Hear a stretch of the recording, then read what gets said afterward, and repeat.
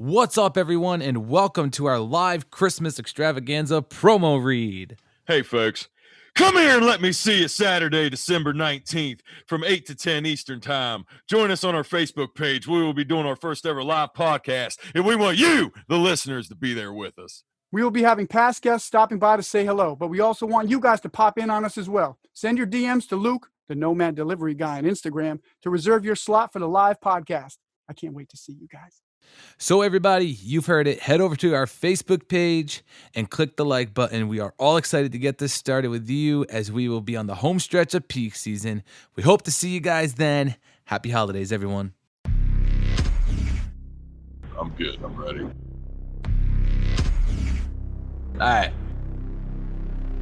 Here we go. We're recording in 5, 4, 3,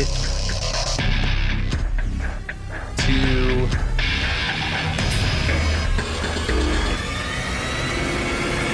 1.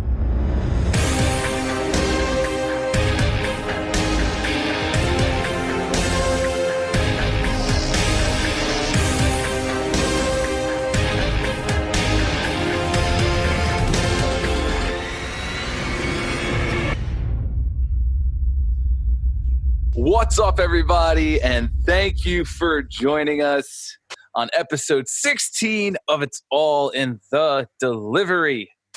Brought to you by Ups and Browns. Go check it out, upsandbrowns.com, where you can get all your gear.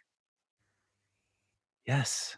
How's everybody doing? Bobby over there in Patheticate, Connecticut. How's it going, bud? Oh, excellent. Amazing. How you doing, Warriors? What week and day are we on? It's like somewhere in November, December? Somewhere in November, and I just know December's coming very quickly. The peak is here. Battle on, Warriors! But I mean, what? It's only mid-November, and you were shirtless doing push-ups like last week? Yeah. The crackhead lady was like, "Put your shirt on!" And I was like, "I'm trying to get a suntan." She's like, "I'm just playing with you." Trying to impress the ladies there? I did, the wrestlers. I heard if you lift a lot of weights, you don't have any body hair. So that's what I'm out here doing, just getting bulked up season, no body hair, and then I do the peck moves, Hey. And over in Westburg, Virginia, Luke, Nomad, how's it going, man? I don't even know where to go from there. It started to work for me on the top of my head by not having hair, but fuck. I mean, what can I say? It's a lot of weights, bro. It is a lot of weights. And, it was a huge disappointment when I found out that I would still be hairy as fuck, even if I could squat 700 pounds. And guys, there's a fuck. Yeah, right? That's a good one. Fuck. And so we also have a very special guest today. That was a great one. Our guest is just outside of Boston, Massachusetts. He's been slinging cardboard for almost 16 years now. He's got a hell of a resume, let me tell you. All right, we're talking about being a teacher, cardboard warrior, podcaster, RFC mobility coach, whatever the hell that means. We'll get into that later. A certified yoga trainer. And, he does all of that stuff basically just to stay in the parcel game for a long time. You could call him a true skank for the parcels. And he also has an absolute killer mustache. You may know him on Instagram as Parcel Savage. Please welcome to the show, Fitzie. How's it going, man? Thank you, Dave. Best moderator in the game. Hello, Nomad. Yeah. Hello, Bobby. I've just punched out a few hours ago. I would expect nothing fucking less. I'm wearing the same Browns as I was wearing Monday or maybe from last Monday. It's all a blur. That's a true savage right there, ladies and gentlemen. Yeah, I feel itchy, but, otherwise I'm good for another couple hundred stops. Hey, 20 off Smith.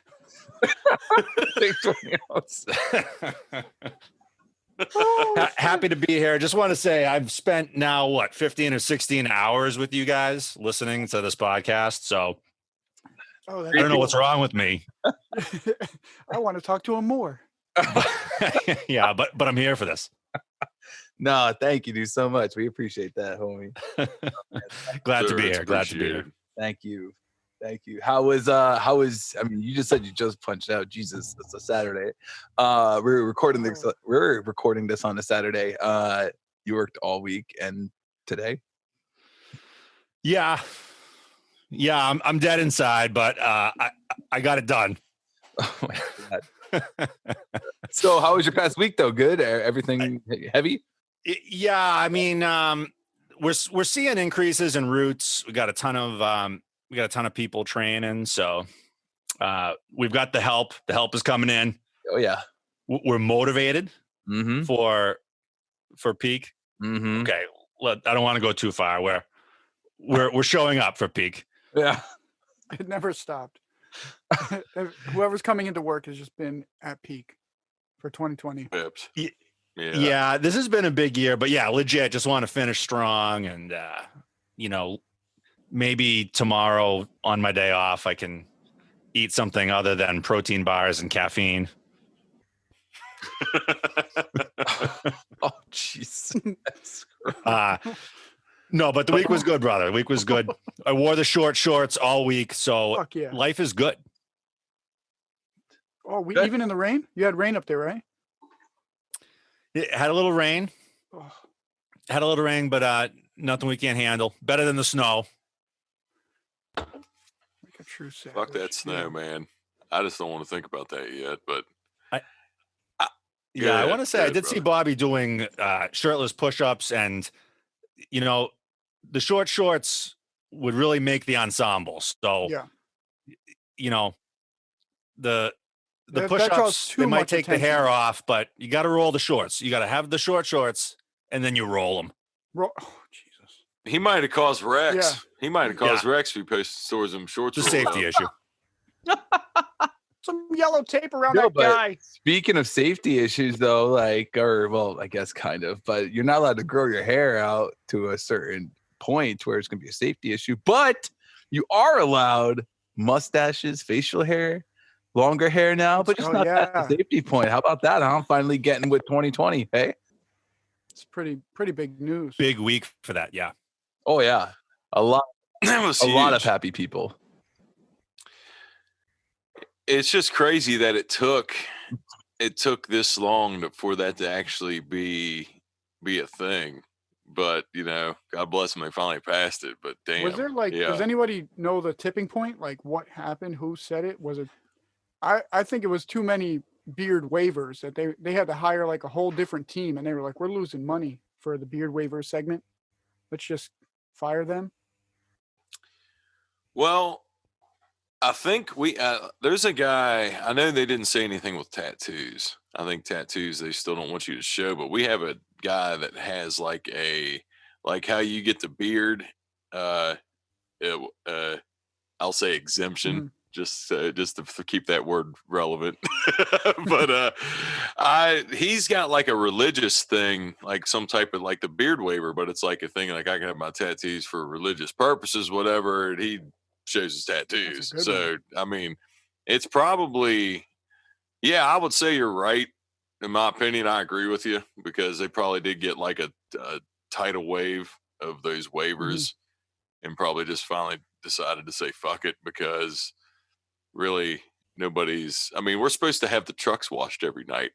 How many of us could go out with a shiny fucking truck every day?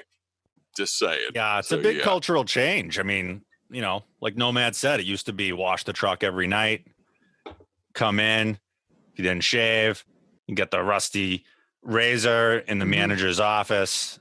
It's a pretty big cultural change, but I know guys who did cut their hair for the religious because they came into driving, had long hair for their religion, and then they were family men, they wanted to support their family, they cut their hair, and now they're happy, they got it back, they're growing it, they're stoked.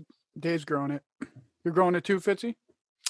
Yeah, it's more neglect, but if I have to get a haircut, they're gonna have to give me a day off. I mean, they can't keep forcing me in. Impossible. I gotta. My barber is closed on Sundays, so. God, man, I think I don't even get sensitive about this. I really don't. It might seem like I do, but it's kind of like the mind fuck. Because I look around, I'm like, man, I'm the only dude that's balding in this podcast. But the thing that bothers me, it doesn't bother. I started shaving my head while I still had a full head of hair, so it doesn't like I don't get upset with that, but. I look back 2 generations on both sides, mom and dad's side. Everybody had a solid hairline, had hair. And I mean, I just got, I don't know where the fuck what happened, but yeah, I didn't, I was lifting too many damn weights. I was wanting to break records. That's true, Bobby. Maybe it was when I had that squat bar on my back. My hairline from the fucking like, I was going. God, that's so true. The stress fucked my hairline. It's so great that you did like the investigation and like both. You're over there like ancestry.com. You're like, oh my God, I can't believe it. Hair. No, I did. I was like, hair everywhere, man. What the fuck? Here I am. No way. Nomad, that's the alpha move. You get the bald head. Yeah. Hell yeah. It's like when you're playing Mike Tyson's Punch Out and you get to bald bull and you're like, this guy is, this is the guy to beat. That's true. He's alpha. Dude, bald bull trying to dodge that punch. Holy crap, man. You just took me back to childhood. Exactly. And that's what you got going.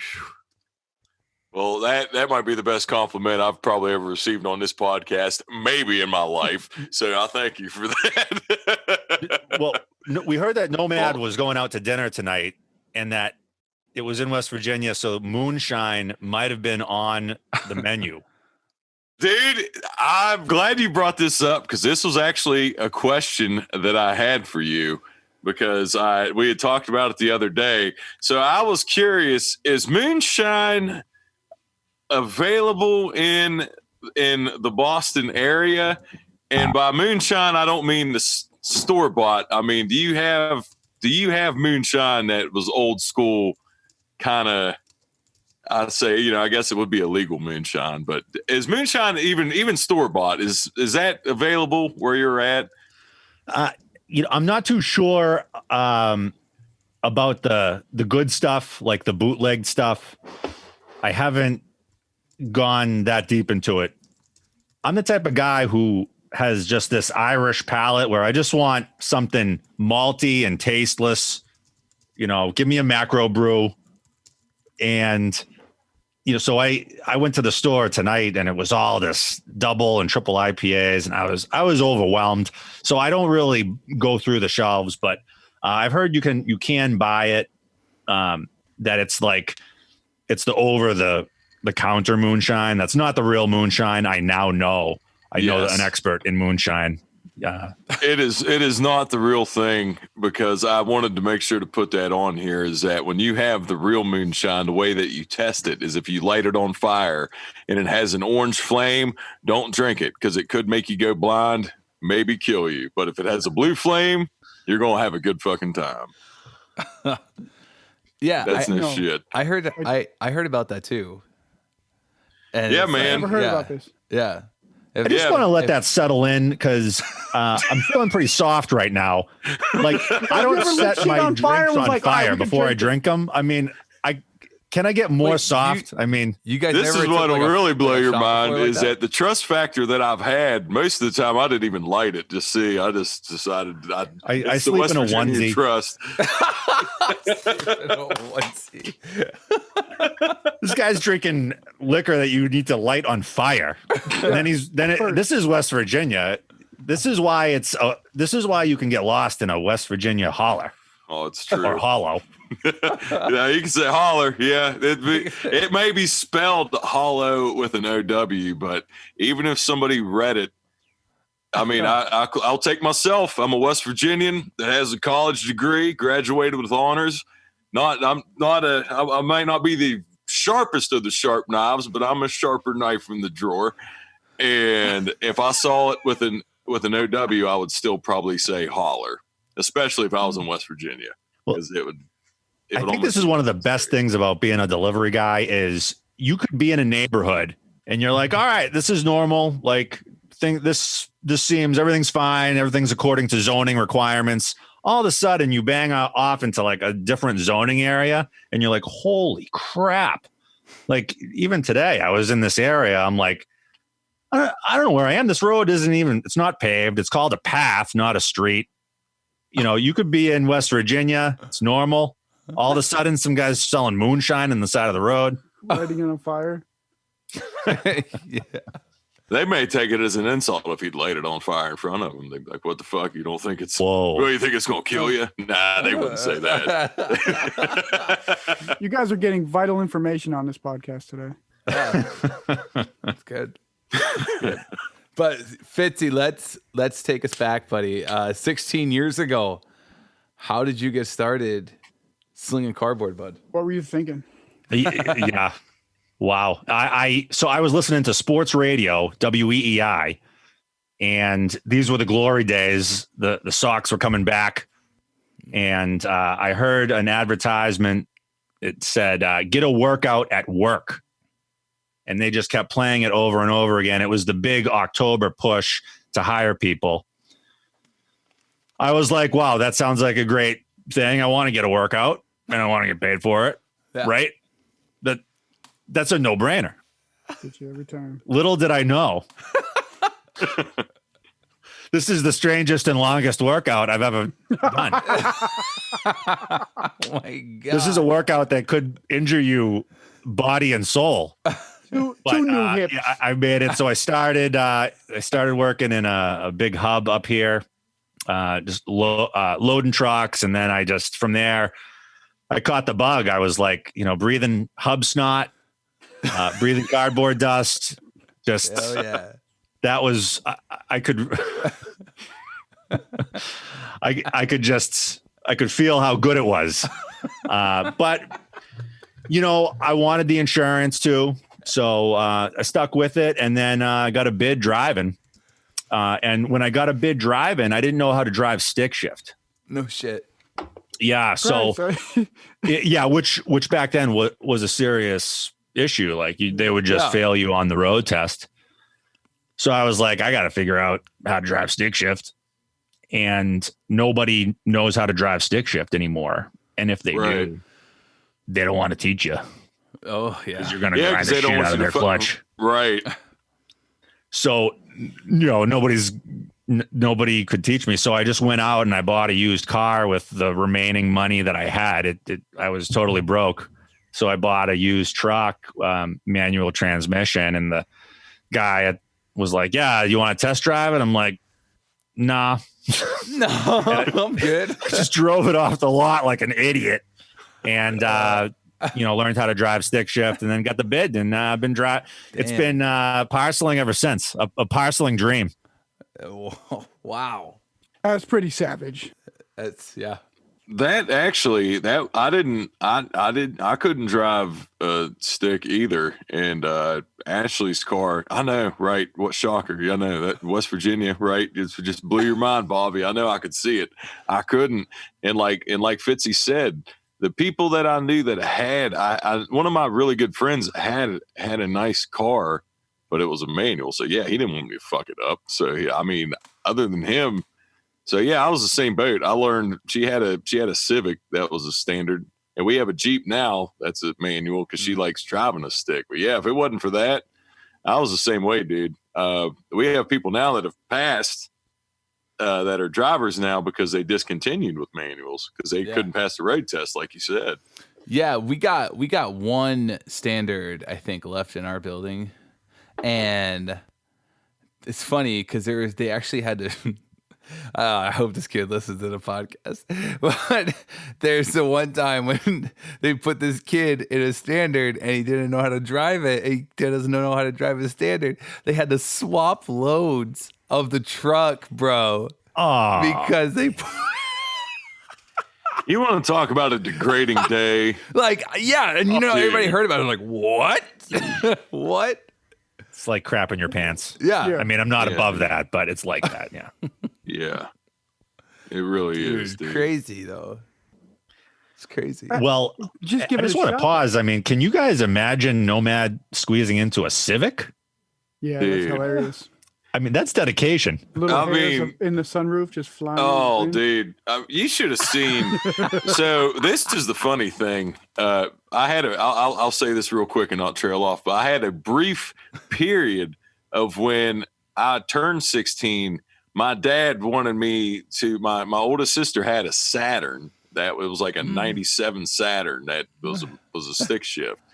So one time, just once. And then we never ended up doing it again. And it wasn't like it was a bad experience, but my dad, a lot bigger than me. My dad, especially at this point, this is when he was still in his prime. My dad at that point was like 6'5", 6'6", 270, 280 pounds. So he just squeezes into this Saturn. And you want to talk about like fucking sardine? I mean, it was almost like I feel like that was part of the reason why I fucked up because I couldn't shift right. Because even he was sitting shotgun, I couldn't even. There was no room in that thing.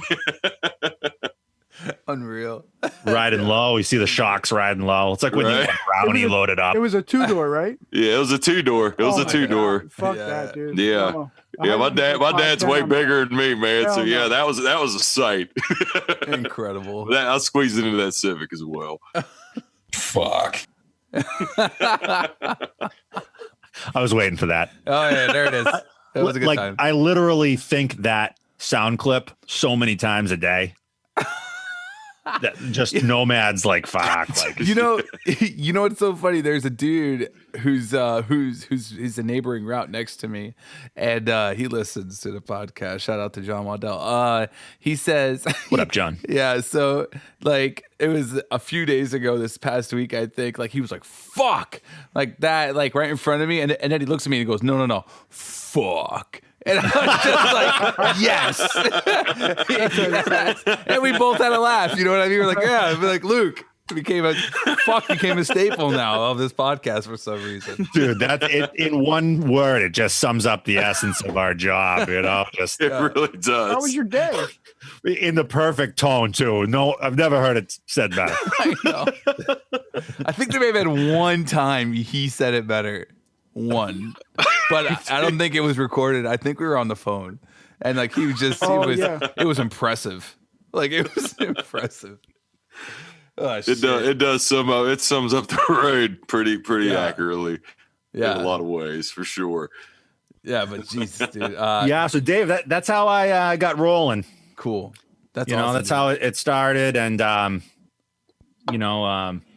just trying to keep the wheels on the bus out there at this point. So speaking of wheels, right? These wheels are rolling 6 days a week now, man. How long have you been doing this? Yeah, brother. It's since what is it, March? Damn. Right, since the corona. So since yeah. And a bunch of the weeks were forced in. It's in our contract, but it's a contentious issue. Yeah. And we're forced in a bunch of weeks, and then I looked up and I was like, I don't have a family at home. It's just me and a bachelor pad sitting here in a pink room with books. So I'm pink, like, this is my time to make money. I'm going to try to make money. And, I can't say I recommend it. I really don't. There's a reason that we're supposed to have a couple of days off, and just the cortisol, the stress hormones, just get coursing through the body. And it takes a little while to clear those out. And then Monday comes up, you're good to go. So yeah, I've been grinding it this year. Yeah. A lot of grinders out there. Shout out to, all of us, just by our nature, all of us are grinders. So it's a calling, right? What do you do for your downtime to unwind from the, I don't even know what you called it, cortisone? Yeah. Cortisol is the stress hormone. It just, you can sort of live off it for a while. I used to go to yoga class every week. Like that was like the big thing on Saturday mornings for me. Okay. I would just go to yoga for stretching or for the pants or what? The stretching is like a good byproduct of it. Like if, like I was a dude who like didn't know how to stretch at all anyway. So, and I wasn't going to do it myself. I wasn't going to just like sit around and be like, all right, like let me stretch. So I would go to yoga on, Saturday mornings, start my weekend off on a good foot. And then just being around a group of people. Yeah. Yeah. Just sort of gets you, if you're in a group of people, like working out, like the CrossFit people working out together, anybody working out in a gym, like you're going to go. So I would go to yoga and, have you ever heard of fart stretching, in yoga? it just calms you down, Well, the breathing. Have you ever heard anyone fart while you're doing the yoga? Yeah. And it's one of those, like, everybody is just like, there's more silence right afterwards. Like it's silent. And then somebody just, somebody lets it rip. And then there's a deeper silence somehow than before. It's a beautiful thing. Have you ever done acro yoga? No, I know a bunch of people who do that. Mm-hmm. They like it. I mean, it's not really my jam. Like I've done it once. Yeah, you do it? Once. I've done it once. Okay. And it's impressive. Like these people, it's impressive. Like the shit they do, how they can literally just with their legs and their feet flip people around, and like all this stuff. It's pretty insane. Yeah, I mean, when I first started doing yoga, I was so beat up. I mean, it was like I needed to go to the beginner's class, and even then, it was just it's fucking demoralizing as fuck to not be able to touch your toes and do that stuff, and it literally takes time. The body only responds to one thing: time under tension. Sure. Like if you're lifting weights, it takes time, and you grow bigger muscles. If you're stretching, it takes time. So it just takes a little bit of time. But so I was never able to do all that fancy shit like acro, but that shit is legit. Yeah, yeah. So with the yoga though, like the breathing and all of that, have you gone deeper into that? Like, do you do like meditation and shit and like any of that stuff or? Yeah, I meditate. One of my goals is to become like certified in this like stress reduction, mindfulness based stress reduction. So yeah, I'm like a longtime meditator. It's helpful, but honestly, for a guy like me, like I'm like Mr. like ADD, like I'm a delivery guy. Like I'm always scanning, like I'm always on Instagram. So to just stop and meditate, that is crazy as fuck. Cause like I close my eyes and it's just like fucking. So like, is there like, explain, cause me personally, like I'm interested in like learning about this stuff and like learning about like the breathing exercises and just learning how to just relax and just, completely just shut off the mind basically, I guess, in a way, what I mean? Like, how's that? Like, explain some of that if you can. Good luck, Dave. It's a great question. And I think that a lot of us, myself included, have trouble shutting everything off. Sure. So because of that, these other things like yoga are helpful because then you're doing things like you're stretching and you're, doing anything you might do in like a yoga class. Mm-hmm. And that is slow movement. So all of a sudden you're not going from like 100 to 0. A brisk pace, if you will. Yeah. Yeah. Walk at a brisk pace. So that's the benefit of something like Qigong or like, any of those, great, like Eastern things that we have like Qigong, yoga, Tai Chi. In the Boston area, I see a lot of people doing Tai Chi outside, especially outside office parks. Maybe you guys, Bobby's doing some right now. At lunchtime, I'll see people outside of office parks and they're doing Qigong. Legit. Yeah. So that stuff is good if you can't just stop, drop, and meditate. Sure. So that's why I like it a lot. That's awesome. If you can't do that, then something that's been helpful for me is this, like I have trouble falling asleep at night. Mm-hmm. Like same here. I'll be like delivering in my dreams, just like little feet, like, scampering like a dog, like a dog running after stuff. Like in my dreams, I'm like parceling. So I do this thing called yoga nidra. And I don't do it. I just look it up on YouTube. And it's like this, it's like a man or a woman, like you can find like whoever you want, and they'll just guide you through like a sleep sequence. it's something you might do with your kids, but it's just sort of slow and like, like your body, you scanning your body. So it's a nice way to like, if you don't want to go from 100 to 0, you do the yoga nidra. It's called, if you want to Google it, it's yoga NIDRA. So you're going to like this. One of the famous guys who does this, his name is Rod Stryker. God, he sounds like a badass already. That guy's alpha as fuck. Jesus Christ, his chin must be out there here. Dude. But he's got this deep voice that he uses to like sort of just hypnotize you to like calm down. Yeah. And that's yoga nidra in a nutshell. The shit is good. You give it a try. That's what I use. I use Rod Stryker. It's yoga nidra before bed. Shout out to Rod Stryker. Yeah. Mid sleep. He's one of those famous like yoga dudes who's not like, a lot of yoga dudes are like a little weird, you know what I mean? But Rod Stryker is just got like, he's just manly. Interesting. Yeah. Dave, that's what I would recommend is, if you do want to meditate, try the yoga nidra, and that's like a guided meditation. Sure. And there's different videos and shit like that, like on YouTube for that. There's like, yeah, man, you can dive deep. That's where I would start is before bed, with or without a couple beers under your belt. It doesn't even matter. If it's one of those things where you can be stone sober and someone will read you yoga nidra, you're fucking out like a light. No shit. And you wake up and you're like, holy shit.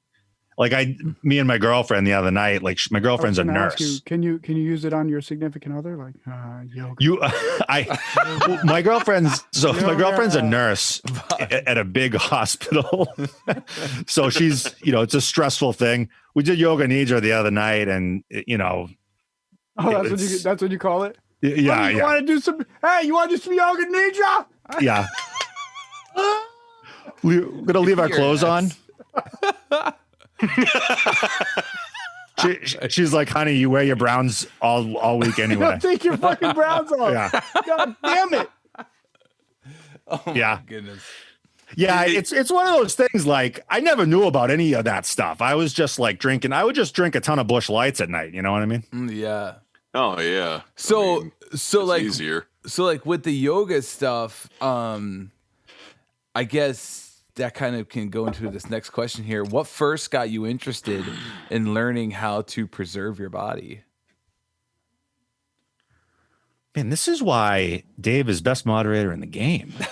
Amazing. That wasn't even my question. It was one of those two, I swear. Doesn't matter. No, it was my question, but he knows how does to it so throw much better. Dude, he does. It's like watching Nolan Ryan throw baseball. I don't know who that is, but he's good. I gotta say somebody who could I say current fuck. It'd be like watching somebody throw a baseball who's really good at throwing. It'd be like watching Tom Brady when he was on the New England Patriots. Oh, bullshit. Well, yes. I mean, how can I say bullshit to that? He fucking won 5 Super Bowls. Painful. That's right. Yeah. I kind of just attacked you both there for a hot second. You got Luke, who's a Tampa Bay fan. You got Fitzie up here, who's West from Virginia New England. And like, Jesus fan. Christ. Yeah. No, that was the karma. Quick side note. When I'd talk to him, and I'll bring that up. I'll bring that up later when I'd talk to him about advice about my Achilles. That's how the phone conversation ended, because it was Sunday Night Football. Tampa was about to play the Saints, and I was like, "Oh, by the way, man, I'm sure you were a Brady fan. Hey, I've been a lifelong Tampa fan. We got him now." And then they fucking got beat by 5 touchdowns. Unreal. I turned it off at halftime. But yes, preserving your body. What got you interested in that? Well, a buddy of mine at work was talking to me, and he's like, "Oh, you must be really mindful about how you move at work so you don't get injured." And I said to him, I'm like, actually, it's the complete opposite. Like, if I was mindful about how I moved, I'd never fucking punch out. Like, you have to like work. So I found myself getting a lot of just like nagging injuries, and I was out for like 4 months with an Achilles injury. Damn. I couldn't even walk. I couldn't like walk down the driveway. And that just morphed into as soon as you leave work on an injury, you are on this journey that sucks and you're isolated and you're trying to get back to work and you're also in pain. And it's just this fucking miserable journey. So once I got back from it, I was like, this makes no sense. How can I be proactive and prevent this? Because going to physical therapy, all that shit, like I would just work sucks, but I would rather be working than be tossed around the medical industry. Like they're making money off me when I go to the physical therapist, when I go to the doctor. And so I said, I just want to learn more. So what I did is after I got my Achilles injury, I just sort of limped into a yoga studio because I had in my mind this idea like, yoga's gentle enough where maybe I'll do down dog and my Achilles will be good. And then that was helpful for flexibility, but you do enough yoga, you get injured doing yoga because you're doing the same things. It's like us in the truck, you're doing the same movements. So I eventually did some more training with the performance fitness industry, which has undergone this transformation in the last 10 years. And I sort of saw what they were doing, what strength coaches were doing. And I got trained in this like mobility training called FRC, functional range conditioning. And I just basically try to keep on top of my health more than ever so that I'm ready for anything that comes up. Like if I do happen to get injured, then I can just say, hey, I did everything I could. I'm in the best possible shape I can be. So this, I was just shit out of luck. And like, I felt like I would be okay saying that to myself. Wow. And so let me say this real quick. So Brad, our background guy here, just sent me this link actually about, what is it pronounced Nidra, you said? Nidra yoga? Oh yeah. So I like how we're back on the yoga Nidra. Rod Stryker. So it actually says yoga. Sorry, go ahead. It actually says yoga Nidra meditation drops you deeper into is it called theta wave? Theta wave? Oh, theta waves? The theta wave state. And it says here your thoughts slow down to 4 to 8 thoughts per second. What? So I might need to try this out. I know, that's what I'm saying. And like, especially like, Thank you, Fitz. like, yes, dude, 1000% thank you. Because, for everybody that listens, they're all, a lot of them do what we do. Most of them do what we do. And we're always at a fast paced environment here. And I mean, here's something right there, that can completely just, you know what I mean? Well, I use it. I have nightmares and stuff. And especially if I drink coffee late, yoga Nidra is for some reason, it just works. Yeah. At Walter Reed Medical Hospital, the guys there are dealing with a lot of challenges, right? They're in a lot of pain and they will give them yoga Nidra. They will wheel them in. Some of them, they have to stand up against the walls and they will do yoga Nidra and it allows them to rest. I mean, then they've done like, studies on it. If it was some like hokey thing, I wouldn't do it. I wouldn't tell other drivers about it. Yeah. I mean, because in the yoga world, like in the alternative healing world, there's so much idiocy. I'm just like, what the fuck? And, you find something that works and you're like, oh, like this works, give it a try. Like it literally is about seeing what works. I had a close girlfriend who did the yoga Nidra. She had insomnia for a week afterwards. It was just too much. She wasn't, for some reason, maybe she wasn't used to relaxing. She was like really on high guard. So it's not perfect for everybody, but hey, last night, what did I do? YouTube, Rod Stryker, yoga Nidra. I had half a beer. I was about to pass out and I put that on. I fell asleep. Wow. The one Without with saying- the insomnia, is that the twerking one? I've got a friend, Amanda. Well, If any of you guys out there want to learn twerking, Yeah, I've been following her for like 2 or 3 weeks now. I'm just working on my twerk. Have you improved? No, she's amazing, but I'm not. Look, Can I ask about Rod Stryker? So I got a vision before I look this guy up because I just see who this guy would look like. we're talking about twerking.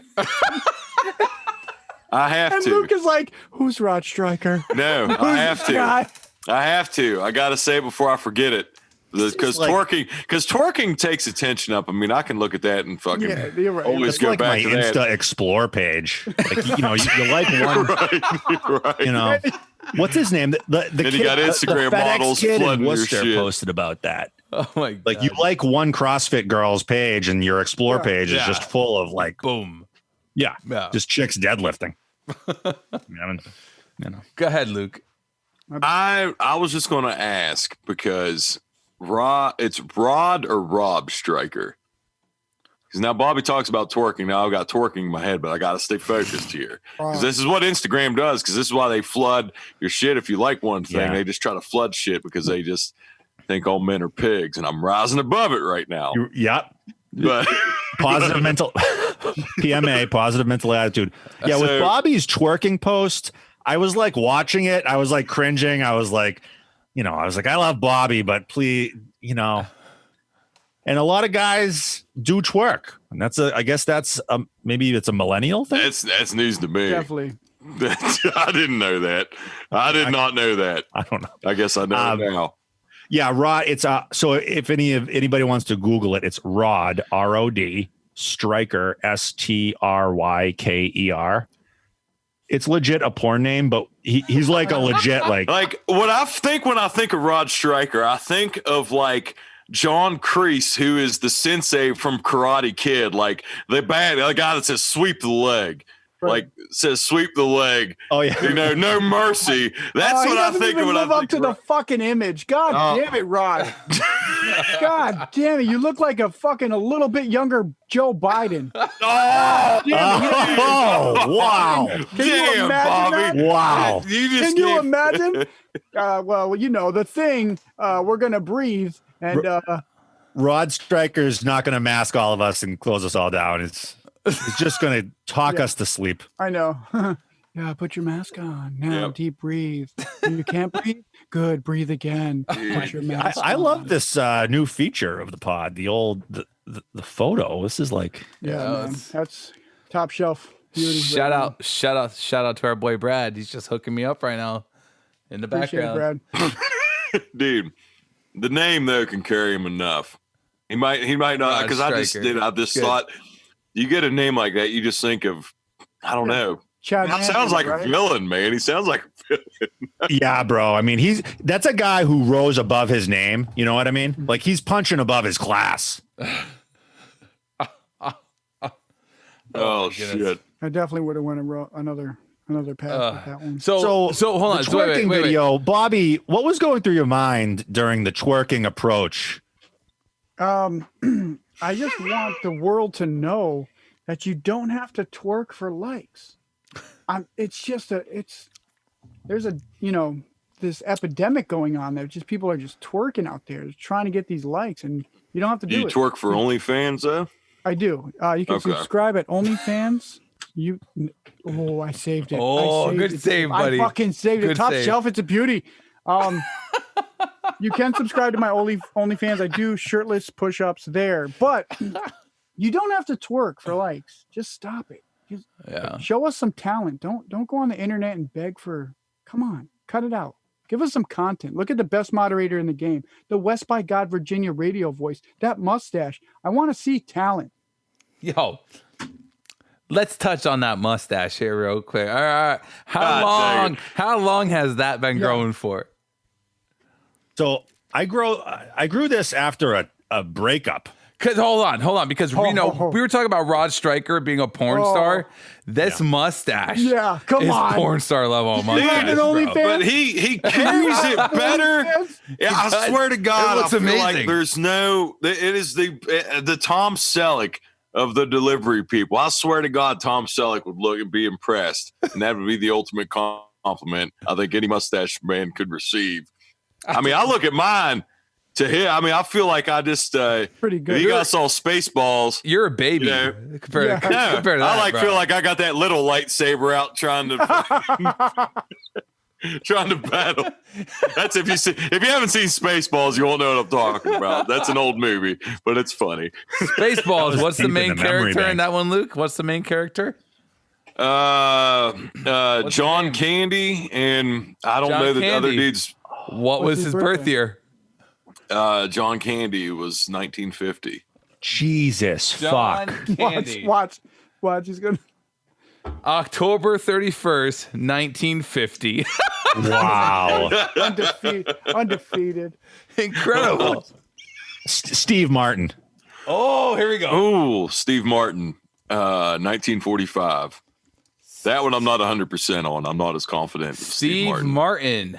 August 14th, 1945. All right, there we go. This There's is 2 for fucking 2. unreal. Dude, I hate that. Come on, one more. He could go 3 for 3. What do you got Yeah, for one him? more. Give it to him, Fitzie. Oh, I got to think about this. Feels Oh, he's so gonna try guilty to stump sometimes. you. We just throw him out there. We're like, go ahead, give him a year, give him a day. We might have already done this. Sigourney Weaver. Oh, Sigourney Weaver, who I love, 1949. Sigourney Weaver. Born October 8th, 1949. This is a new segment. If anybody can stump this kid, you just gotta send him merch. Well, dude, there was one podcast I went like 0 for 3 and just laid Yeah. a huge egg. Oh yeah. But I mean, I don't look at this shit. I haven't looked at it in years. It's Well, Oh, so from you guys college, know right? That's we did get incredible. a story as to this, but like I think I have this idea. I think it's because you are the nose guard. Like you have this brain that's built around football plays, could be. and it's like a That's very photographic memory. That's exactly what it is. true. That's literally how I graduated college. It Like wasn't this from guy any knows other- the number splits on like 20 roots cold. Dude, that's not fair though. That's totally not fair. You graduated college, you just looked at the book and were like, Oh "Oh, my that's cool." goodness. Yeah. Nah, I just wasn't. I don't know. I wasn't in college to learn. I just was there to have fun. Perfect. So, anyways, back to the mustache. Woo! Sorry. I must Sorry. ask you a question, Fitzy. Can you shave it for later, please? That's a good one. I never heard that response before. That was classic. Oh shit. That just impressed me. So, like, do you oil Sets and it? reps, boys. Sets and reps of this. That's right. Stay dry. Do you oil it? Do you have mustache oils? Like, do you groom it? Do you? No, although like I told you, like I'm down to like bathing once a week because I'm parceling. Yeah. And when you have ice cream or something, you gotta really wash it. You gotta wash it. Avocado and ice cream, those are danger foods for. What a about mustache. like sour cream on like tacos and shit? Like high absolute risk? mess. Oh god, I think I'm about to shave right now. Danger zone. Fuck. That's exactly what I'm thinking. Oh my Like, god. wait, okay, so when you're you broke up, right? Like your heart's broken, she left you. She, you'll never see twerking again. What in your mind makes you think I want to grow hair right above my upper lip so I can eat and have hair in my fucking mouth all the time? Like what? Why does that happen? Well, the mustache was the catalyst. I saw things going south, and I said, I needed to go north. I'm gonna own this. I'm gonna take charge of this situation, Mhm. and I'm just gonna keep driving it over the cliff with this facial hair decision. That's why she Lo and behold, it worked. I was gonna say you carry a mustache better, and you're not in the age group. You're in our generation, and there are not many people that can carry the solo mustache without looking like a fucking creep or a sex offender or something. And I swear, I don't know what it's maybe because society and when we grew up and it just maybe got ruined. Because my dad had a mustache. My father-in-law has a mustache, rocks it well. But there's not many people in our generation that can, man. I feel like if I lost this and just had a mustache, I just feel like I look. See, right, Bobby? I just look creepy. Yeah, dude. You're sitting there. You see me at Walmart. You're taking your kids. You're like, whoa. I would not let you buy my kid. No. There's concern in Bobby and Dave's face exactly. right now. Exactly. You're like, dude, no, we gotta go in the other aisle. We gotta get in that other fucking aisle. This guy's weird. Yeah. You rock it well, man. Clean up in aisle J. Oh, Jesus. Well, it's because 50% of us here have facial hair, and given new grooming standards by major corporations, I'm hoping that some guys step up. Oh, yeah. Whoa. I hope so. Listen, I've already have introduced some people to the long hair here, and some guys are starting to follow their footsteps. All right. And I mean, this bad boy's been growing for a while since the pandemic started. In COVID. Look at that hairline. God. You know, and, let me get mine in there. The force is strong with this one. It is. Yeah, right? It is. Like his hatred of grooming policy started in March, at least. Yeah, exactly. That's exactly when it started. And, you know, there's been some people now since everything like, I'm going to start growing my hair out now. I'm like, yeah, great. And it was like, even my super said to me like 2 weeks ago, he was like, oh man, your hair's starting to get long, Warhowski. You need to shave that thing. You know? And I was just like, whatever, bro, go away. You know what I mean? And I'm like, I usually wear a hat at work regardless. You know what I mean? I'm a hat guy. I got one of the fucking Indiana Jones hats that I wear, you know, and then I also got a fucking baseball cap. But, so, you know, but even with those, he was like, oh, hair's getting long. Well, now, guess what? Can't say anything to me now, buddy. Yep. And it's funny because you wonder if they knew. You wonder if they even had an idea. If they knew that it was going to be like the managers at that level, you know, that would be like our on-road soups or center managers that would come up and say, hey, Warhowski, hair's looking pretty fucking long. Or, you know, they'd see me and say, hey, Jack Sparrow, half-ass goatee's got to go. And in the beard, you don't have a slip. You just wonder if they knew that literally within days. Yeah. They were just going to get shut down. They don't even know it's peak right now. That's very true. What would Supervisor Rich say? Here we go. To Dave? I mean, yeah, that's a very good question. Oh, what? Did Supervisor Rich go silent? A warning letter. A warning letter. Yo, it was so good because I thought his mic cut out. I did too. I did too. It. Oh, did he just he fucked with us? He did. No, I didn't. It just didn't go through. Kind of like my warning letter, just like in the last month, it didn't go through. Oh my gosh. That's good. I'm hoping maybe we can starting on Black Friday, get the rally, you know, like a rally haircut, get the rally mustaches going. It's going to be a long month. Follow Dave's protocol and get the locks shave going. November. That is really, that is a thing. If you wear your mask in your building, because there's no way they can see. Like me, I have full intention on trying to grow this thing to below my bottom lip, and you know they'll never know because I got a mask on. As long as we can wear the mask, I think we're going to be good. But even regardless, without the mask now, you'll be good. Well, I mean, it's still got to be in a quote unquote professional manner. Yeah, right. So you could get really crazy. They don't even know what a professional manner is. The goatee area of the mask, you could go nuts. Like you could have here's a throwback. Shout out to Chris Slammer. Hey, Jim the Anvil Neidhart. Does anybody remember Jim Neidhart? Vintage. Okay. Fitz knows. Jim the Anvil Neidhart, he had the goatee. He was a wrestler. He had that chin goatee that stuck out about 6 inches, just like a fucking. I mean, it was solid, and you could grow that now and just tuck that in your mask, and they would never know the difference. Now, if they ever met you on the road, you'd have to put the mask on. But I'm saying you could get crazy with the goatee facial hair now. I think it's crazy time. I think regardless, mask or not, it's crazy time. It's been 119 years. Yeah, it's crazy time. That's a good point. Plus the world's fucking ending. Like you're gonna come after me for shaving? You said we didn't even wash trucks. Come on, the world's ending. We have a huge epidemic. Come on, you didn't shave? People are dying. It doesn't matter.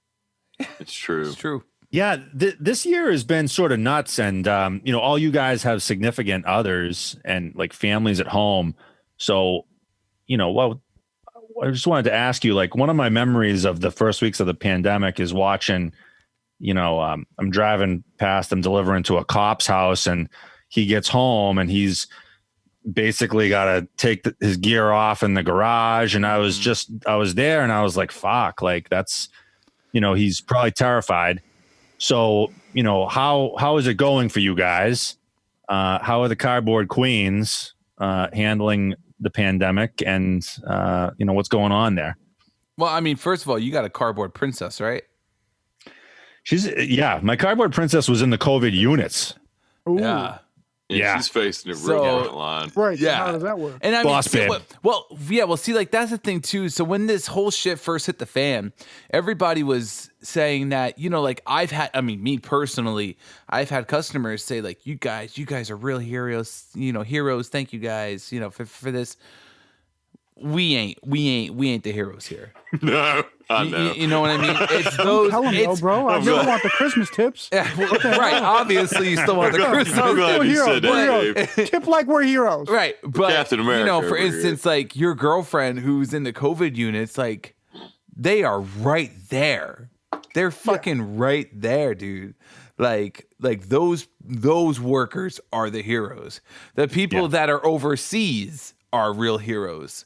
The people that have done previous overseas, like Bobby, those guys are real heroes. All right, maybe Bobby's a real hero, but not in the COVID aspect. But you know what I'm saying? So it's like, no offense. Like all those guys in the Navy boat, they all got COVID. They were just like, hey, we're just going to man the stations. Yeah. So it's like, I forgot where I was going with this thought exactly, but I was. It was started started about you asking us. Yeah. Handle it. Mine, I'll say for the cardboard queen, for mine, it's way more laid back now. But in the beginning of this shit, I was coming home. Mm-hmm. She was coming out with a mask on her face. Yeah, with Lysol, spraying me. I mean, I was getting deloused like I was going to the slammer. Only it was Lysol every night. And I mean, it's not like that now, but that's how it was for probably about a month and a half, month and a half. That's it. Yeah, I mean, finally, because when I was like, I think we're good. And I mean, it may be different for me because it may probably different for Bobby as well. But like for me personally, being in New York, where the epicenter of it was down in New York City in that area, Westchester County down there, it was like. For me personally, like I we have two bathrooms. There's one downstairs and there's one upstairs. So the one downstairs is the one that I would use every time I come home. I'd get dressed, I'd undress, throw all my shit in one hamper. Throughout the week, shit just collected in this one hamper alone. And then I shower and then I go upstairs and see the family. And that's the way it was for me for probably 5 months, I would say. No way. Yeah. And yeah, and I mean, baby, bro. What? How'd you make that other baby? That was after I showered. Gotcha. Okay. Right. That was a hole in the sheet. Right. Oh God! How you doing? Shit, man. Hold on. I gotta get my scissors. Hold on. Oh, fuck. Yeah. So like, I mean, that's the way it was for me. And like, for instance, it's actually funny that you brought this up because my son, who is 2.5 years, just a little over 2 years old now, he went into this public place for the first time before COVID happened. We finally, because he went to go get a haircut, and we had somebody else come to the house to do his hair and all that stuff previously, but now his hair was just getting wild. We were like, all right, let's bring him to the place where I get my haircut. I mean, it's been a while, but you know what I mean? So like, and it's a legit barbershop. And so it was the first time he was out in a public place since COVID happened. Wow. So he's been for such a little guy. Yeah. And I mean, not just, that's like half his a life. public place. I mean, like out in, out there, but I mean, like he goes to daycare still. You know what I mean? So, I mean, I guess you could consider that a public place, kind of. But, I mean, you know, he sees the same people every day. So this is the first time he actually bought him out in public, if you will, not just its own secluded area. You know what I mean? It was his bubble. Yeah, like NBA had their bubble. Exactly. Xander had his bubble. Yeah. That was a bubble. No, that was exactly it, for sure. Yep. So, I mean, I don't know how it was for Bobby exactly, but. So I just kept going. Like, this might fall under the yoga thing or the mantras, or I'm just like, yo, I'm bulletproof. So I just walked around, you know, like you ever see those army movies where the gunny's walking through and everyone's shooting and he's like, what's going on? That's how I took it. And I just walked through and I was like, I'm not going to wear a mask. I'm coming home. Hey, honey, how are you? And everyone's like, how you doing? Regular protocol. We're all good, all safe. Boom. It's hard. I mean, I would agree with you on that. Plus, it's risky, you know, but that's it's risky, like, but I mean, it's still. I mean, if I'm in your shoes, Bobby, and I mean, even in my own shoes, I kind of still agree with you. It was more of a Mrs. Nomad making me de-louse outside, but I'm just saying, yeah. I mean, if I was in your shoes, been where you've been, yeah, it'd have been hard for me. Like, I think we're, you know what I mean? Like you said, you've seen danger, and it's COVID, whatever. I also want to teach my boys. They're the boys that live with me are 15 and 10 at the same time. Yeah, about 15 and 10.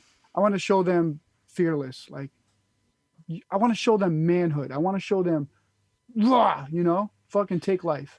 So we don't have TV, so we don't see any live news or Corona's killing everything. Yeah, no, we good didn't see for anything. you. Good, that's good. So when they see me come home, if I was out in the wilderness and they hear all whatever's going on, I want to come home and show them, no, you're good.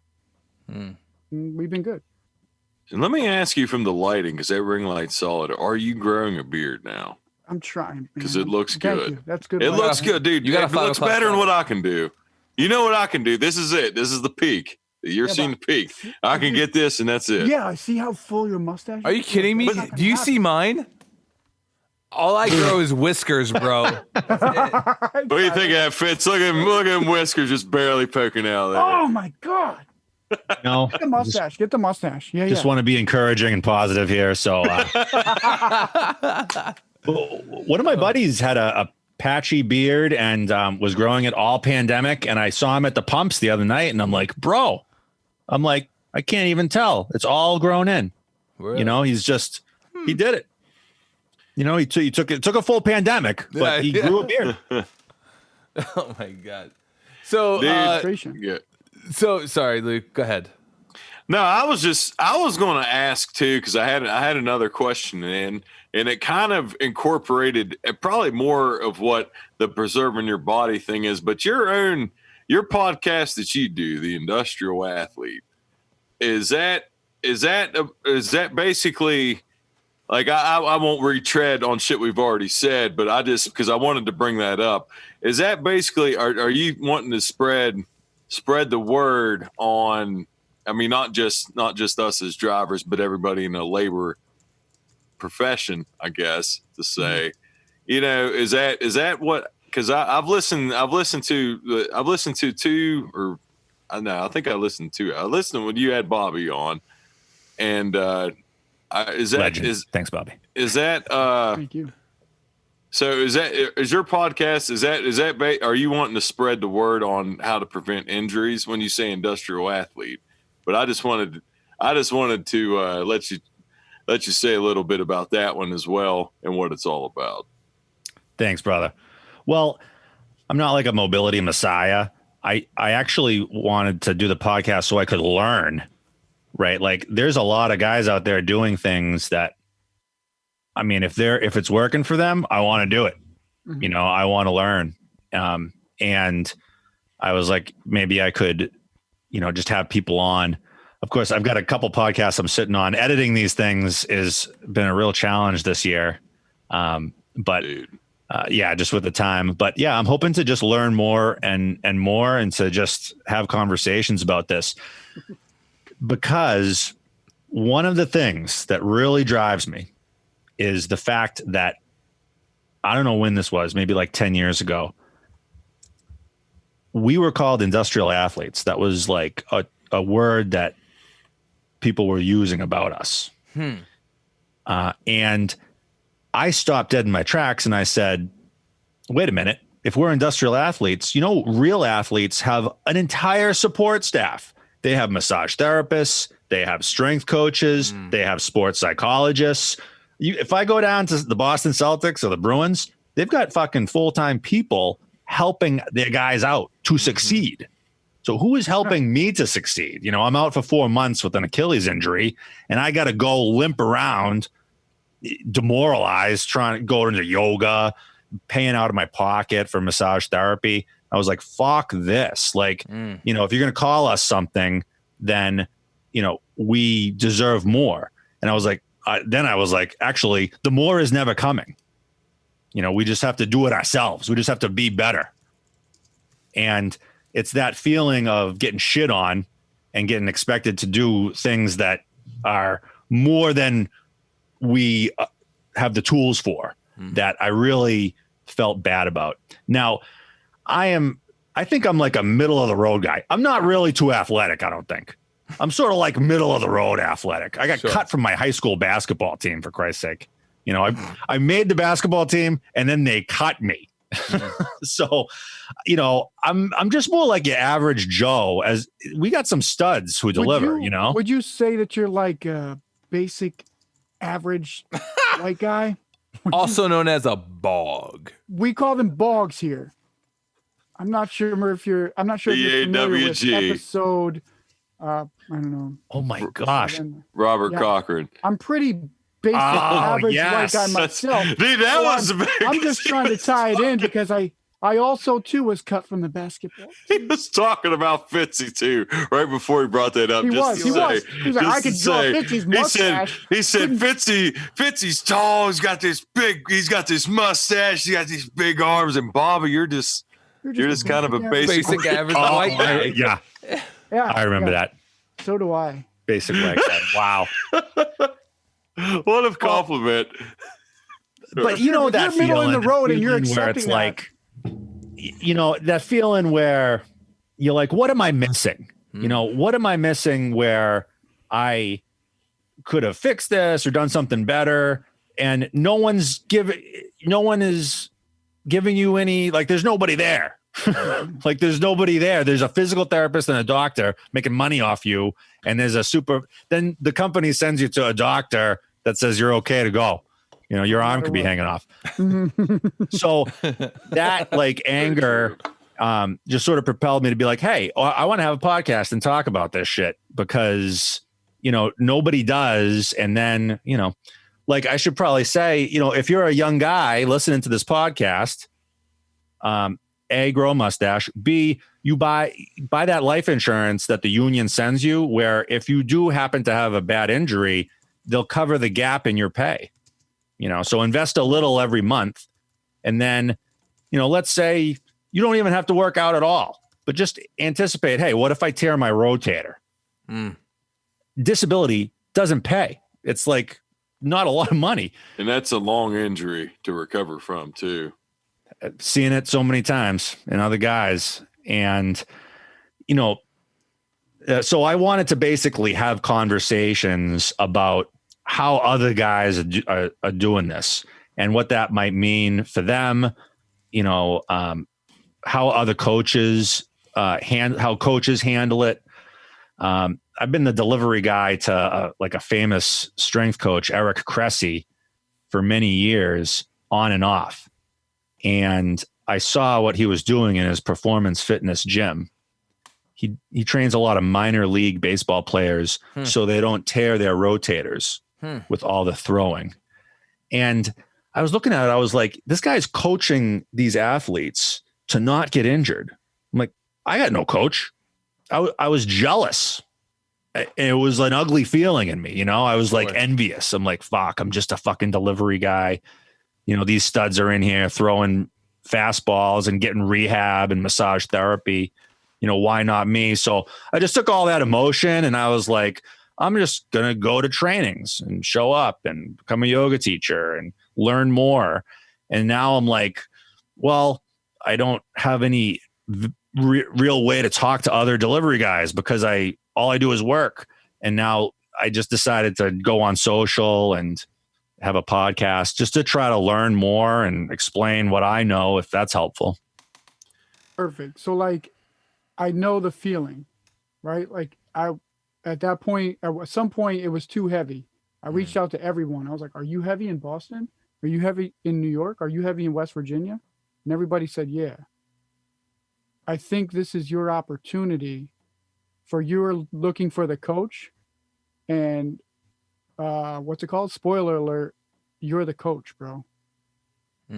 You're the coach. Like, you went to school, these things, you know, these things, you learned them. What 3 things would you tell cardboard warriors they need to focus on to stay in the game?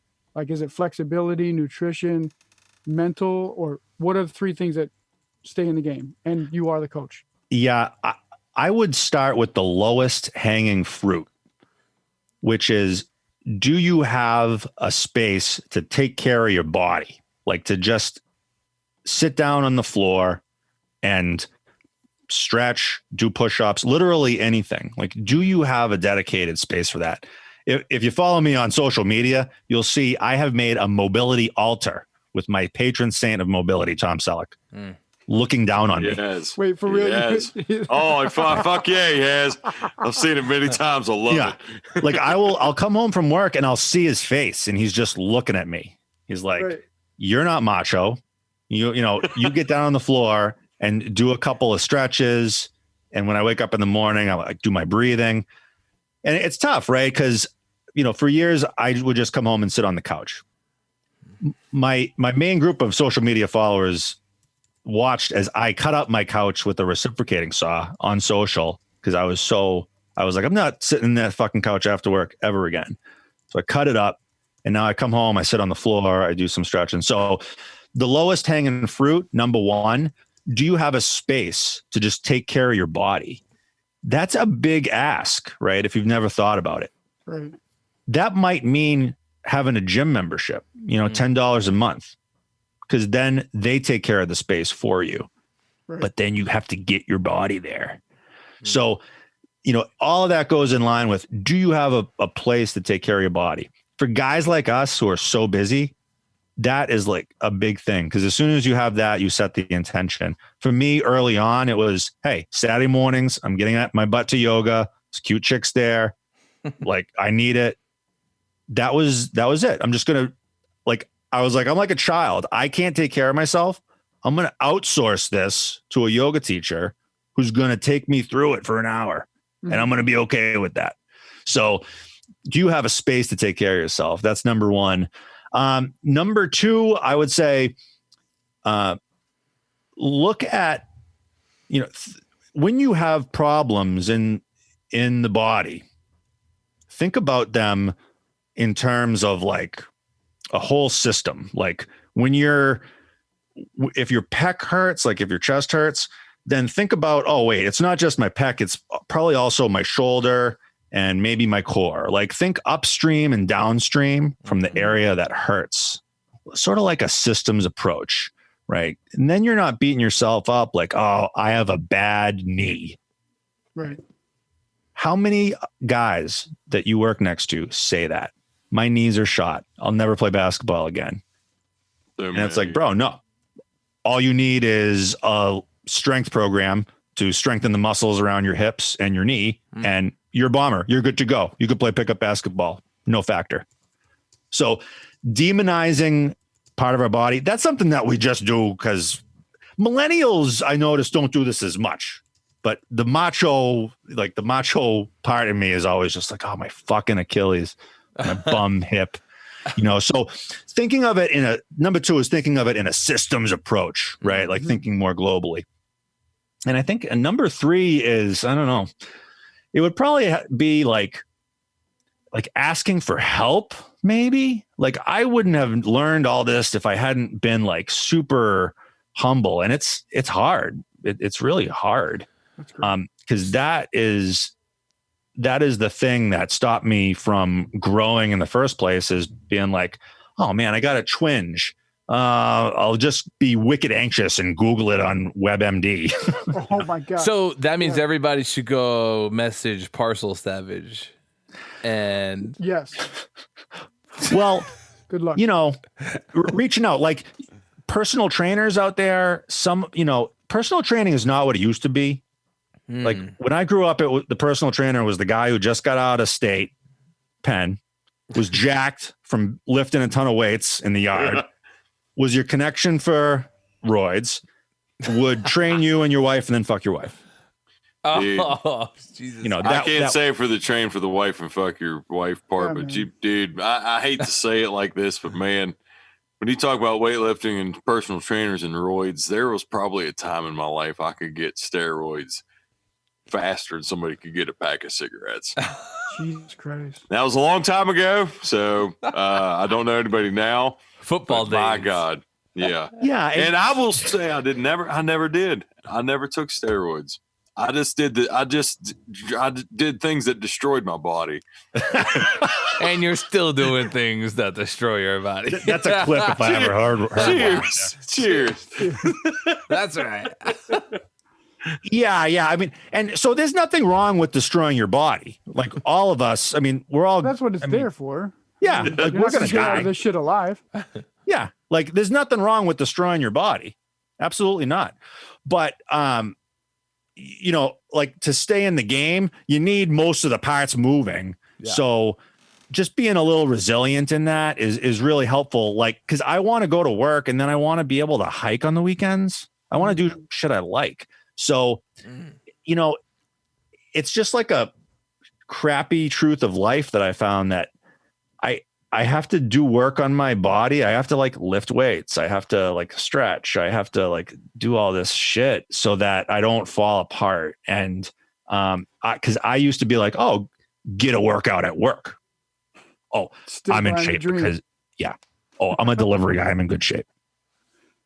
And then you can't fucking hike a 2-mile hike. And it's like, fuck, it's really, and that's me, I live that.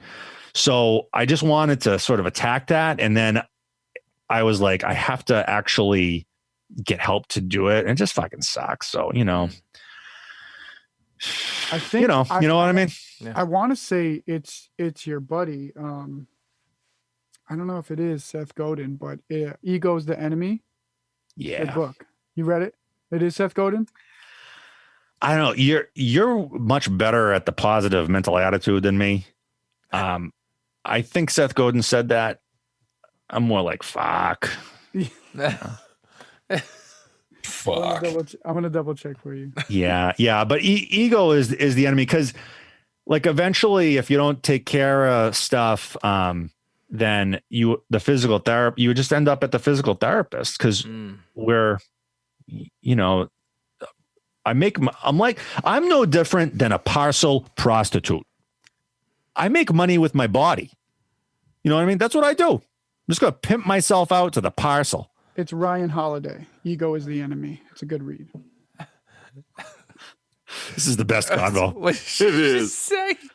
Go ahead. Get it, Dave. I know you're trying. I saw him up there. I saw him. He was trying. You just derailed him. You just put a jab to the best moderator. Parcel prostitute? Yeah. Well, like, I make my money with my body. So if my body's broken, then fuck, but I also want to do shit with my body. I'm going to put that on my bio. Parcel prostitute. That's amazing. God. Yeah. Can we get a photo of you on a corner somewhere in Boston? Just like mustache and all. Let's go. Well, my goodness. I was at the strip club once and here we go. Now we're getting into the goodies here. Here we go. Yeah. Best stripper story. Let's go. The stripper was getting after it. Like, it's like not a crowded club. And all of a sudden this chick is just beasting her routine, like doing athletic shit. Yeah. Getting after it. And I was like, I was humiliated and turned on, but mostly humiliated because I was like, she is really, working. And I was like, I bet after work she does all sorts of shit like Pilates and spa, like whatever she can afford. I bet she does. So I was like, I'm gonna be like a stripper, but I'm just gonna deliver shit. Hey, strippers are amazing athletes, no matter how you slice it. Yeah, no doubt. And so, speaking of athletes, okay, we've had some great helpers in our time with the company, okay? But then again, we've also had some non-so athletes as well. We've had some terrible helpers. So listen, Fitzie, this is the part when I ask you to give us your favorite helper story. 16 years. I want to recognize great helper stories of the past. If you got more than one, please feel free to share it. Jose with the brass knuckles last week was amazing. Dude, wasn't that legend? Wasn't that fucking legend? That was a great. So Jose, one of the nicest men I've ever fucking encountered, had to hide these dirty brass knucks that may or may not have just fucking knocked somebody's head off. I know. Allegedly. Never forget Dave, somebody with schizophrenia. Dave's got shit to do. The most trustworthy eyes, and he's like, nope. Go on. So my best helper story, comes from, I don't know, a few years back. This was witnessed by several of the other guys. Oh. That's how bad this was. Yes. But, we got our helpers, and they must have recruited the helpers from local agencies. I know that, some guys in my town, they go to the mental hospital to pick up some people, and it is what it is. Yeah. Right. And you can find good help. My helper that year, he showed up, and I was like, all right, like ready to go. Like, this kid's like in his 20s, seems like he can, work with me. I've got this route's like 350 stops plus, and it's going to be an all day affair. I think we might've hit, we might've bumped up from that. And, all of a sudden it dawned on me, he was not completely there. I think he was on the spectrum. He was on the autism spectrum. Sure. And, I was like, all right, I just sort of said to myself, okay, I want to win for this kid. I want to win for me. And I want to be able to finish this peak off and be like, yeah, like he had a successful peak, had a good job.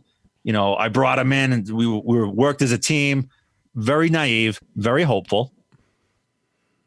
And then, I started looking around, and he was having problems tying his shoes. And then I would find him like stumbling in traffic, sort of like, in his own world. So, it's like funny and it's not funny. Yeah, like autism is like really challenging, but when you got shit to do, I'm not a social worker on the road. Yeah. I wish I would have left out the spectrum, but I wouldn't let it go. Yeah. I was like, we're going to do this. I'm going to be a saint here. We're going to succeed. So when I saw him in the road, I was like, this is bad. This was before we had vests or like reflective vests. And of course we only had vests for the safety committee. So I went to Home Depot, I bought vests, and I was like, I don't want him to feel special wearing a vest. I'm going to wear one too. So now the two of us are out there in reflective vests. Now I'm invested. Now I need this kid to work with me.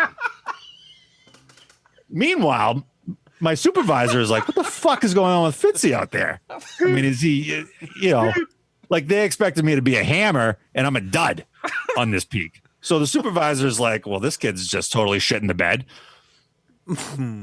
I turn around one night, and my helper is in the road, and I looked at his shoes untied, and I was like, you know what? We're just going to have to focus on the lowest hanging fruit, the priorities. And I was like, Joe, let's call him Joe. His name wasn't Joe, but Joe, we're going to work on tying our shoes today. And fuck, I worked on that with that kid, tying shoes, making monkey ears, just trying to get it done. And finally, one of the other guys had to take like 100 stops off us, and he saw this kid, and he's like, yeah, you guys know what's happening to Fitzie out there? And I just wouldn't let it go. I was like, we're going to come together. So, if your helper can't tie his shoes, then something might have gone wrong in HR. And you probably have to pull a Dave. You didn't, did you? No, I didn't. They like my supervisor was a pretty good operations guy, you know, he just knew. So he was like, yeah, he's not coming back. So, you know, I wanted to make it work, guys, but you were a trooper. You were a trooper. Yeah. He didn't do drugs though. I mean, that was good. I did have another helper who was pretty nice. But she flamed out, I think maybe because of substance stuff. But, you know, we tried to find her a bathroom because finding restrooms are tough. Oh. Like Dave, you know this in the rural areas. So we went to my favorite access point. You know, everybody's got their favorite access point guy.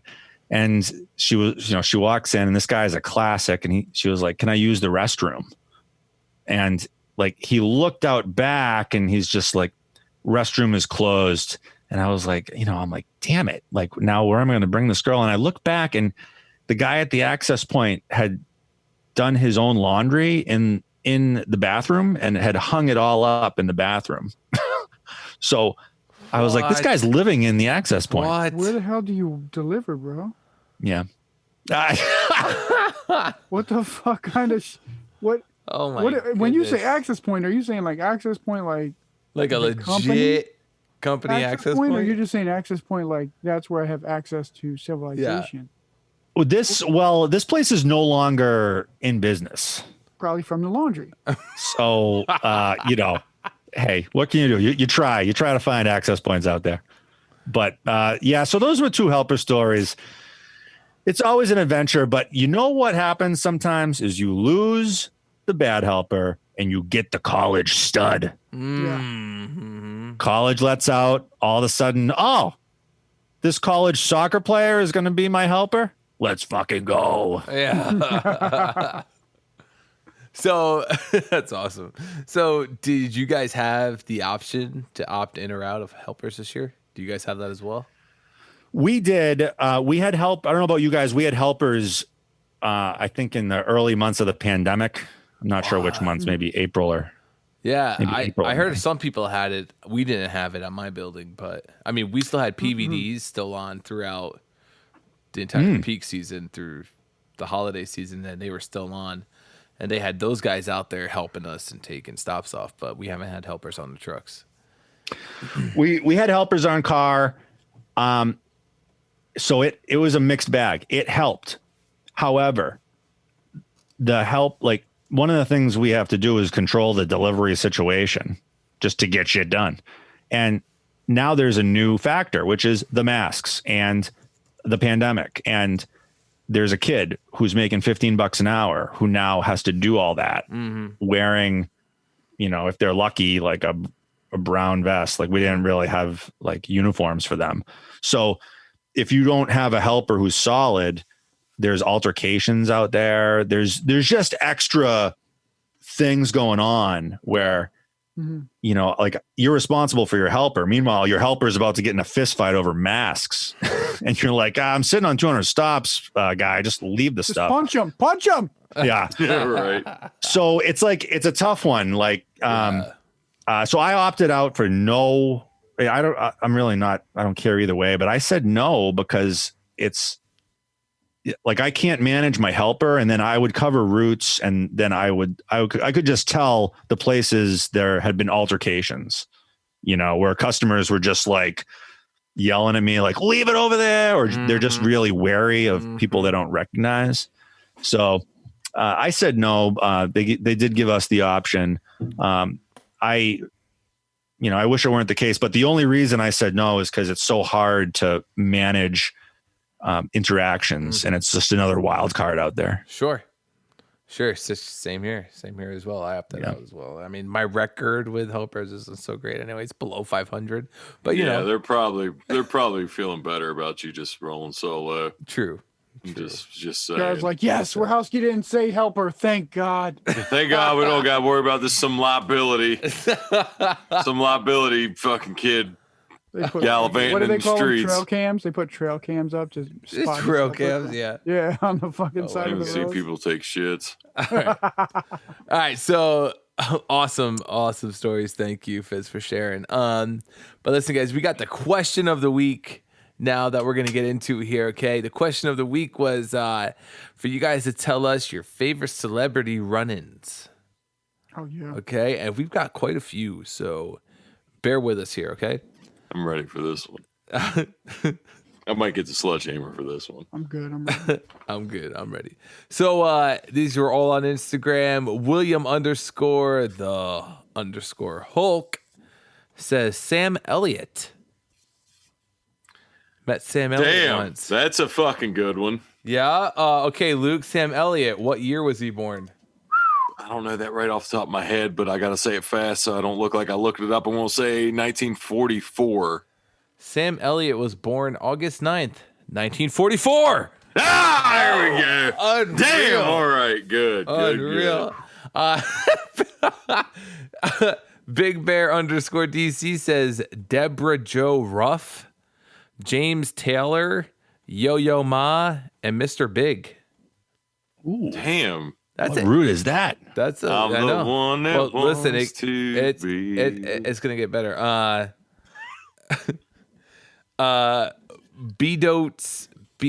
B-Dotes Pinoza. What the hell is this? B-Dotes Clap it Pinoza. I totally just butchered it. What? Clap it out. Clap it out. Be the nosa. Yeah, something like that. Yeah. Right. He says Vince Carter. Oh, He met Vince Carter once. Damn. Nice. Yeah, that's awesome. Side note about Vince Carter, the only player in the NBA to play in 4 decades. Yeah. Steel trap memory of yours, Luke. Love it, buddy. Love it. Yeah, man. We got another one from Brenton _Wilkin says John Jones and Holly Holm. Love having MMA stars in town. Another one from Angela _Lynn. No celebrities in this neck of the woods. I'm the celebrity out on my route. Just ask my customers. Flexing on him. Yeah. Angela. Jilla. That's what Ashley calls her. God bless her. Another one from Willflow _81 says, "Oh man, running into Robert Davey from Goonies."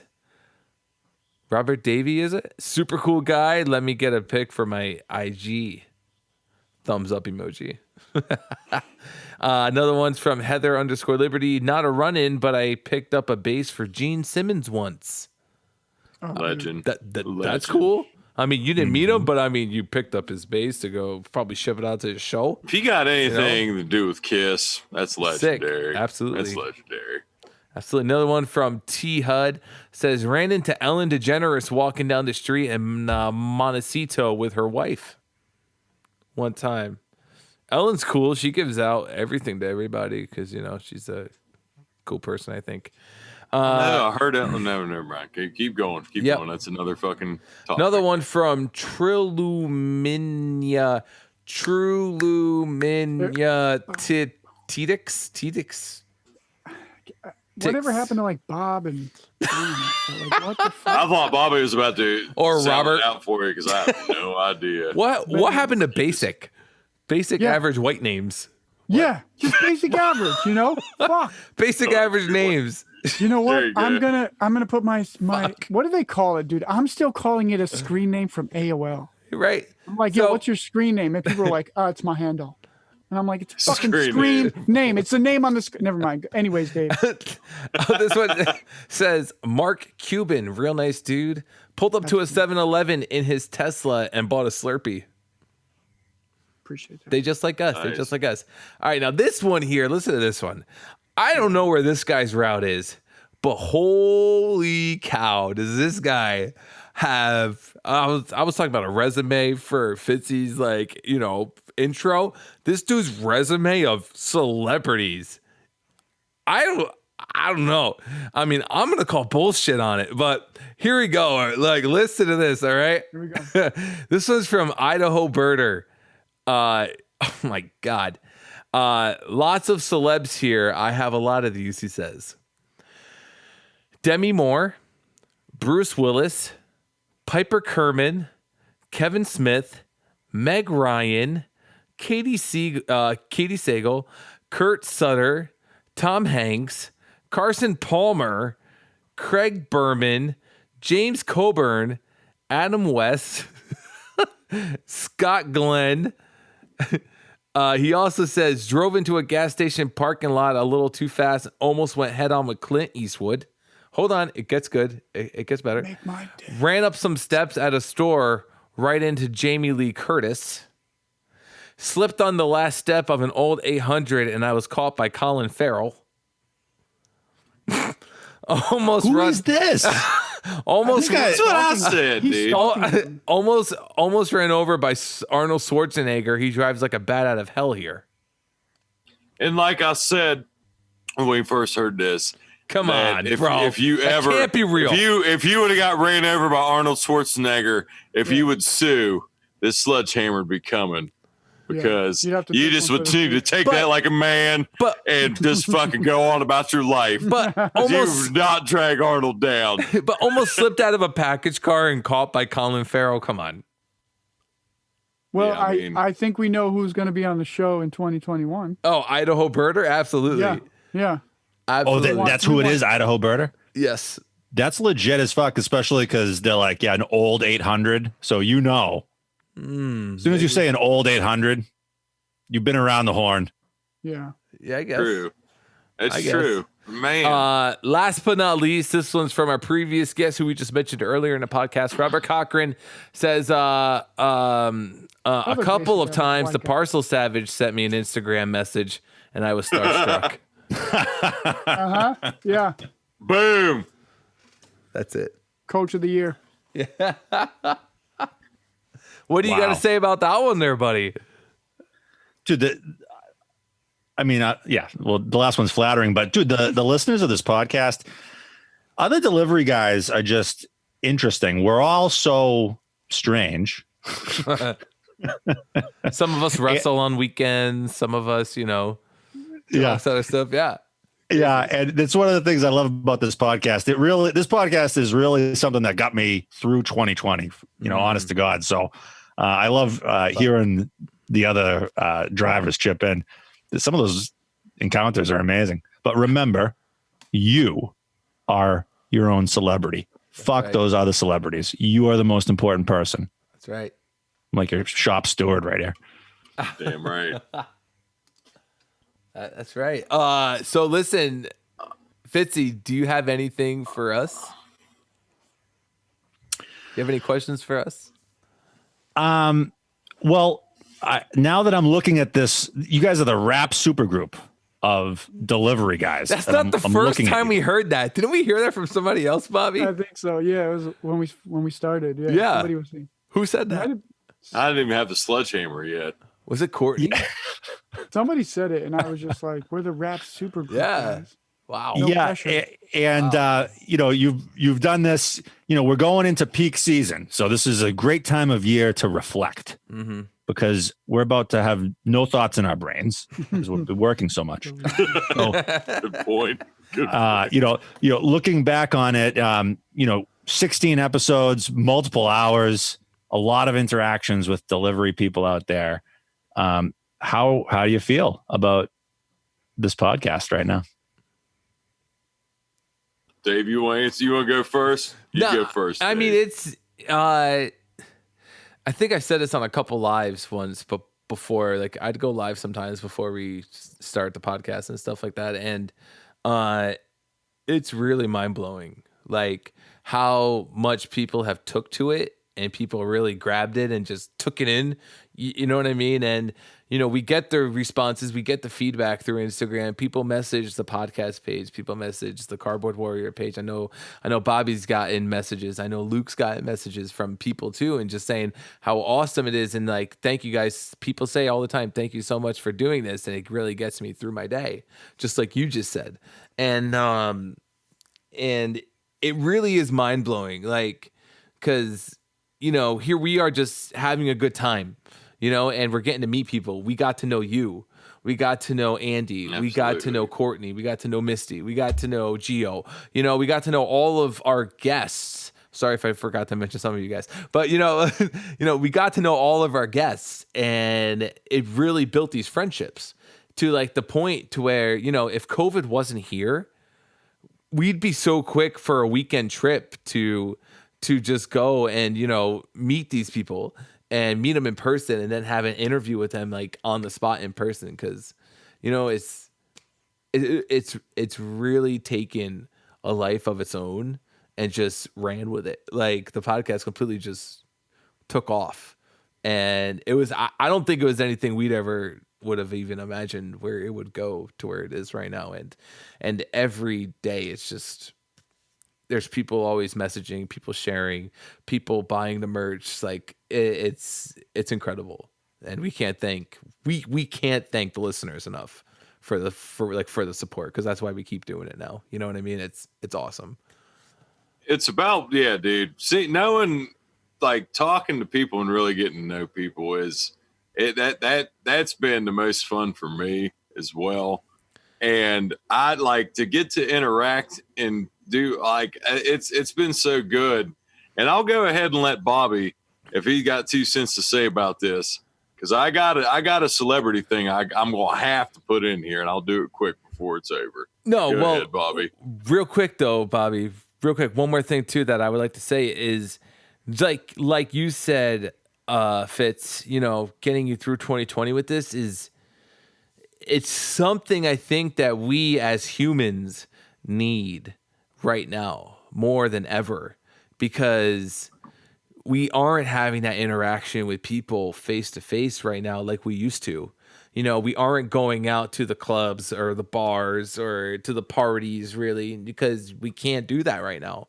And so, when people are able just to like, throw on a pair of headphones or throw it on their car stereo on their way to work or whatever and still have the interaction. And I've had people say that they felt like they got to know us personally. Like Andy said to us, like Andy Von Six said to us that she knows us probably more than we think. You know what I mean? Which is just great, which is crazy to think of. And they like the listeners also get to know you guys as well, the guests, which is also just awesome. And being in the place where we are right now in this world and not having that interaction like we used to. I mean, it's more than awesome. Just following somebody on a page. You know what I mean? It's just, it's so much more than that. It's fucking awesome. But go ahead, Bobby. I'm sorry. Yeah. No, amen. You guys said it all. We all linked up and know each other on Instagram, but to get the face-to-face or Zoom to Zoom, I know for us too, when we're on our daily phone calls, it's just like, this gets us through 2020 because we're focused on this, and Dave is just like hard charging us through like XYZ, get this done. And we're like, yeah, okay, cool. And we're getting it through, and we're getting parceling done. And then I just want to parcel all week, and then I want to talk about parceling on the weekend. That's all I want to do. Love it, dude. So let me throw my celebrity encounter in here real quick, because you want to talk about a Hall of Fame something. Now here we go. This wasn't delivery related, but this was a situation where I was in a literally pretty much a one-on-one situation with A-List. I met Nicole Kidman, and I went to Jamboree in the Hills, 2006. Not a fan of country music. I'll summarize this as quick as I can. She was dating. I think she's married to Keith Urban now. I didn't even know who the fuck Keith Urban was at this point in time. So the people I went with, they were country music fans, the guys I played football with. When we'd run out of beer, I would leave. So half the time I'd hang out with them. The other half I'd hang out with people I'd meet, because there was probably about 100,000 people there for the week. And our neighbors weren't there to go to the concerts. They were just there to party. So I came back and they were going on a beer run. They said, "You want to come with us?" I said, "Yeah, absolutely." So I get into the truck. My back's on the tailgate. I'm 21 years old. This is when I'm in my prime. Just got done playing football. I'm 280 pounds, Pure muscle. twisted steel and sex appeal, buddy. Yeah. Hammered, Bobby. I was hammered. And So my back is to like this gas station we're at, and there's somebody, I don't remember these guys' names. I wish I did. The steel trap memory failed me there because for most of that week I was pretty fucked up. And so he said, "Oh man, who's this?" This limo pulls up, and Nicole Kidman gets out of it. This is while the concert's going on. So this little small town in southern Ohio is dead, ghost town. It's literally our truck with them guys getting beer and Nicole Kidman's limo with her fucking entourage. That's it. That is it. And here is a 21-year-old drunk as fuck nomad. Come on, shirtless. Yeah. Fucking, I don't even have fucking flip-flops on. I'm barefoot. And I turn around and I see it's Nicole Kidman. And I'm just like, hey, Nicole. You know? No. And she fucking looks over. And as she looks over, I see two of her people, like they get a look in their eye, like, oh, wait, this guy might present a problem. We better, you know what I mean? Like they were circling the wagons just in case. And now literally she was cool as fuck, man. She was just like, oh, you guys having fun? I was like, oh, yeah, fucking tipping up beer, hammered, and just being a complete fucking idiot. Oh, and did you say, let me see you? no, I didn't. I didn't work for the company yet. That was 1 year before I worked for the company. And she came back out and said, "You guys have fun. You be careful." And I said, "Oh, you as well." I mean, it was just such little bullshit thing. Ashley has wanted me to message her for years. And I'm like, I just don't, because I'm like, God, she's fucking Nicole Kidman. She's right into people. I know, but man, that was 2006 at a gas station, and that's memorable. I mean, maybe exactly who you are. I'll tell you what, maybe I will. Maybe I will. And if I do, I'll have her I'll make sure she tags the podcast. Just say, hey, let me see you, Nicole. Come here and let me see you. So, Bobby, how about you? You have any memorable celebrity run-ins? There was a studio for, I think, Who Wants to Be a Millionaire in Stanford.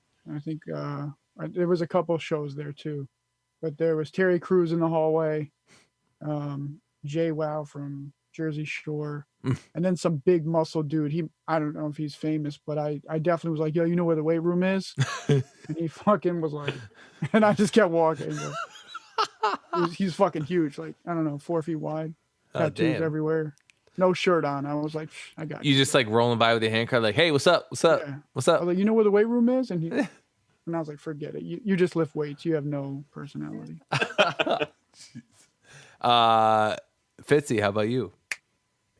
I got nothing. I'm sure I have over the years, but the mentality I try to cultivate is, when I roll up to deliver, I'm the most important thing happening. I don't care who you are. Wow. Yeah. Like, I'm parking here. Dude. This is happening. Take your shit. Let's go. I will make sure to keep this sledgehammer as close to the camera as I can for the rest of this podcast. that is alpha. Yeah. That is alpha. Amazing. Yeah. I mean, it's an attitude. I mean, I probably could be more. Maybe if I was younger, I'd want to schmooze more. I think I don't know. I just want to punch out. Damn, dude. Funny how priorities change, right? Yeah. Like, I just want to. Nicole Kidman. I just want to punch out. Oh yeah. I mean, I can't say. If I'd have met Nicole Kidman, I'll give one more. Nicole Kidman. It could be fake, but I'd hope I'd build some trust with the listeners over the years. Nicole Kidman, I actually know because I met her. She's born in August of 1967. So Nicole Kidman wasn't even 40 years old yet. This is not creepy. I know, right? Yeah, right? I know. Hey, 1947, right? Huh? You want to go? 67. She ain't 47. My bad. She ain't that geriatric yet, man.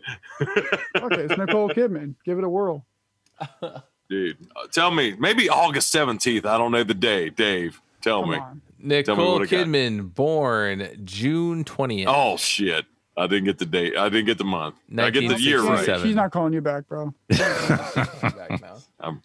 It's not 1967? Yeah, it was 1967. Oh, okay. It wasn't August, though. You blew it. Yeah, I blew it. That was the time. That was our moment, and I fucked it up.